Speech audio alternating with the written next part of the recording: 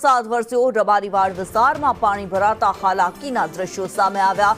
રબારીવાડ વિસ્તારમાં તમામ હોસ્પિટલો આવેલી છે। હોસ્પિટલ આવતા પરિવારજનોને દર્દીઓને પારાવાર મુશ્કેલીઓ પડી રહી છે। લોકો વૈકલ્પિક રસ્તેથી દિવાલ કૂદીને હોસ્પિટલમાં જવા મજબૂર બન્યા છે।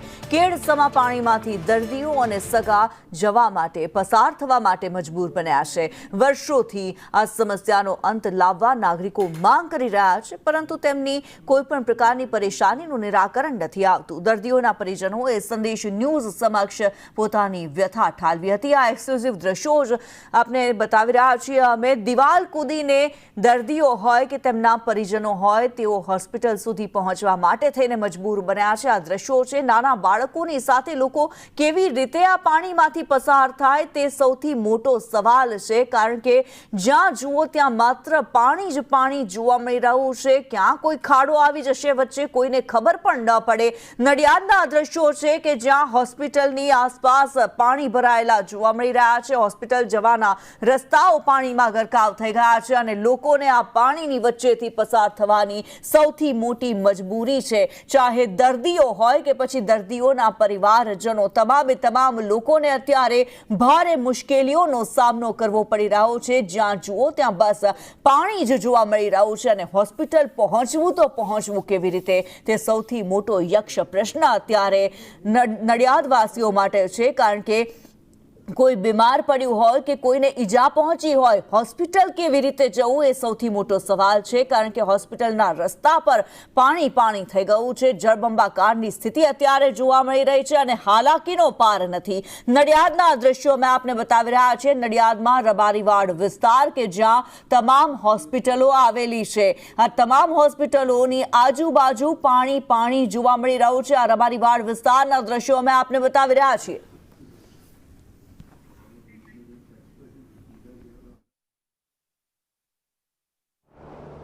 શહેરનો રબારીવાડ વિસ્તાર એટલી વિકટ પરિસ્થિતિ અત્યારે સર્જાઈ છે અને આજની નથી વર્ષોથી છે અને તેને કારણે અહીંયા તમામ જે હોસ્પિટલો આવેલી છે અને દર્દીઓને જે તકલીફ પડી રહી છે તે આપણે બતાવવા માંગીએ છીએ।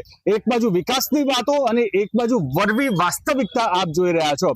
આ એક દર્દી છે, એક બાળક છે જેને શ્વાસ લેવામાં તકલીફ પડી રહી છે। એકદમ ઇમરજન્સી સિચ્યુએશન કે ખૂબ જ જલ્દી એને સારવાર મળવી અને હોસ્પિટલ લઈ જવું, તમામ રિપોર્ટ્સ કઢાવવા તે ખૂબ જ જરૂરી છે, પરંતુ ન છૂટકે તેના મા બાપ આ જે હોસ્પિટલમાં પહોંચાડવા માટે, હોસ્પિટલથી બહાર રિપોર્ટ કઢાવવા માટે જે કેડસમાં પાણી છે તેમાં લઈ જવા મજબૂર બની રહ્યા છે। સીધા વાત કરીએ, શું નામ આપનું? મહેશભાઈ। ક્યાંથી આવો છો? કટલાલથી। હા, કેવી પરિસ્થિતિ શું છે અત્યારે?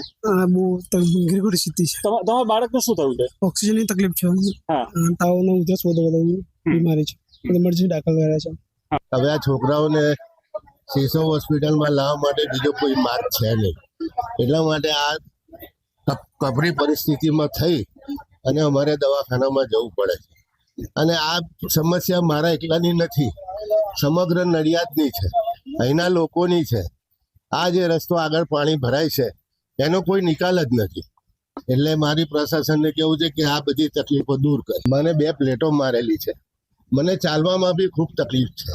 હવે આ છોકરાઓને આવા પાણીની અંદર દોરી અને હોસ્પિટલમાં જવું ને ત્યાંથી પાછા આવું એ બહુ દિવાલ કૂદીને આવ્યા છે। જોકે એ લોકોએ દાદરો મૂક્યો છે, લાકડાની સીડી મૂકી છે, પણ એ ઇનફ નથી।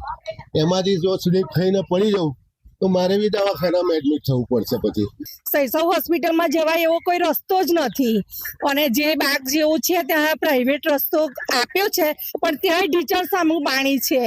તો હવે આ પંકજભાઈને એટલું કહેવાનું કે તમે આ નાના છોકરાઓ બીમાર હોય એટલે મા બાપને તો છૂટકો જ નથી દવા લેવા આવવા વગર, પણ તમારે આની આ જે પાણીનો નિકાલની વ્યવસ્થા તમારે આટલી કરવી જોઈએ।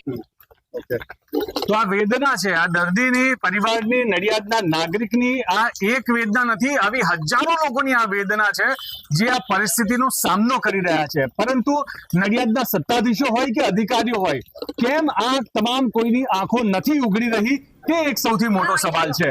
ક્યારે આ સમસ્યાનો ઉકેલ આવશે તે હવે જોવાનું રહ્યું। કરુણેશ પંચમેદી, સંદેશ ન્યૂઝ, નડિયાદ, ખેડા। અને હવે વાત છોટાઉદેપુરની। છોટાઉદેપુરમાં કોઝવે પર પાણી